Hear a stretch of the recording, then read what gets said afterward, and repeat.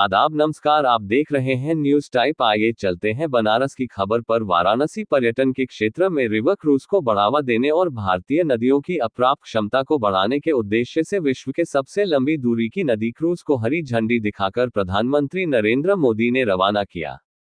प्रधानमंत्री नरेंद्र मोदी के हाथों गंगा विलास क्रूज वाराणसी के रविदास घाट से हरी झंडी दिखाकर असम के डिब्रूगढ़ तक रवाना किया गया।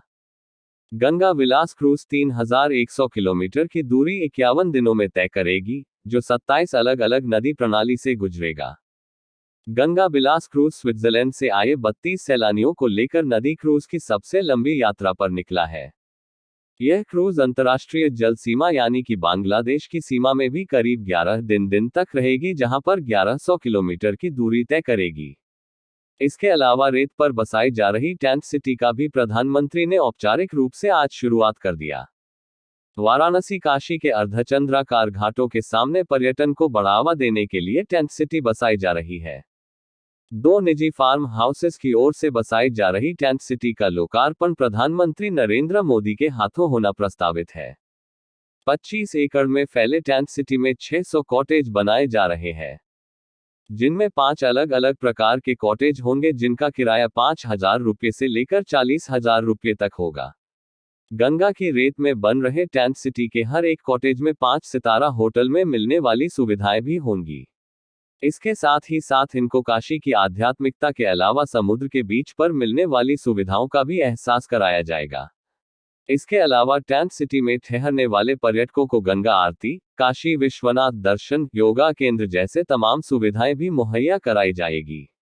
प्रधानमंत्री नरेंद्र मोदी वीडियो कॉन्फ्रेंसिंग के जरिए वाराणसी में दुनिया के सबसे लंबे रिवर क्रूज एमवी गंगा विलास और टेंट सिटी के उद्घाटन कार्यक्रम में शामिल हुए।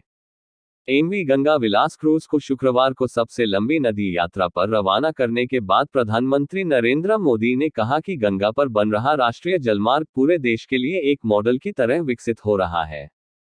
नदी जल मार्ग अब भारत की नई ताकत बनेगा। गंगा विलास क्रूज काशी से डिब्रूगढ़ के बीच विकास की एक नई लकीर खींचेगा। यह क्रूज जहां जहां से गुजरेगा वहां विकास की नया मार्ग तैयार होगा। इसके साथ ही पीएम मोदी ने काशी को गंगा पार रेती पर बसी टेंट सिटी की भी सौगात दी। प्रधानमंत्री ने संत रविदास घाट से दुनिया की सबसे लंबी नदी यात्रा पर वाराणसी से डिब्रूगढ़ के लिए गंगा विलास क्रूज और मालवाहक जलयान को वर्चुअली हरी झंडी दिखाकर रवाना किया। इसके साथ ही उन्होंने गंगा पार रेती पर बसी टेंट सिटी और गाजीपुर व बलिया में बनी 4 फ्लोटिंग जेटी का बटन दबाकर उद्घाटन किया। पूर्वी भारत में पर्यटन और रोजगार की संभावनाएं बढ़ेंगी। इस मौके पर प्रधानमंत्री ने कहा कि शहरों के बीच लंबी रिवर क्रूज यात्रा के अलावा हम छोटे क्रूज को भी बढ़ावा देंगे। इसके लिए सुविधाएं विकसित की जा रही हैं। ये राष्ट्रीय जलमार्ग ट्रांसपोर्ट, ट्रेड और टूरिज्म के लिए एक महत्वपूर्ण माध्यम बन रहा है। प्रधानमंत्री नरेंद्र मोदी ने कहा कि दुनिया भारत को जानने को उत्सुक है और काशी से शुरू हुई क्रूज यात्रा विश्व पर्यटन मानचित्र पर उत्तर भारत के पर्यटन स्थलों को सामने लाएगा। उन्होंने कहा कि आज वाराणसी, पश्चिम बंगाल, उत्तर प्रदेश और बिहार, असम में समर्पित की जा रही 1000 करोड़ रुपए की अन्य परियोजनाएं पूर्वी भारत में पर्यटन और रोजगार की संभावनाओं को बढ़ावा देंगी। इससे पहले पीएम ने बिहार के पटना जिले के दीघा, नकटा-दियारा, बाढ़, पानापुर और समस्तीपुर जिले के हसनपुर में 5 सामुदायिक घाटों की आधारशिला भी रखी। इस कार्यक्रम में मुख्यमंत्री योगी आदित्यनाथ और केंद्रीय जलपत्तन मंत्री सर्बानंद सोनोवाल मौजूद रहे। हमारी आस्था नदी जलमार्ग के लिए महत्वपूर्ण। पीएम मोदी ने वीडियो कॉन्फ्रेंसिंग के माध्यम से कहा कि हमारे त्योहारों में दान, आस्था, तपस्या और आस्था और उनमें नदियों की भूमिका महत्वपूर्ण है। यह नदी जलमार्ग से संबंधित परियोजनाओं को और अधिक महत्वपूर्ण बनाता है। उन्होंने कर देशवासियों को मकर संक्रांति व लोहड़ी की बधाई दी। इससे पहले उन्होंने अपने भाषण की शुरुआत हर हर महादेव से की। मुख्यमंत्री योगी आदित्यनाथ ने कहा कि पिछले 8 वर्षों में प्रधानमंत्री नरेंद्र मोदी के नेतृत्व में बदलते भारत को दुनिया ने देखा है। विगत वर्षों में काशी अपने पुरातन कलेवर को बनाए रखते हुए वैश्विक मंच पर स्थापित हुई है।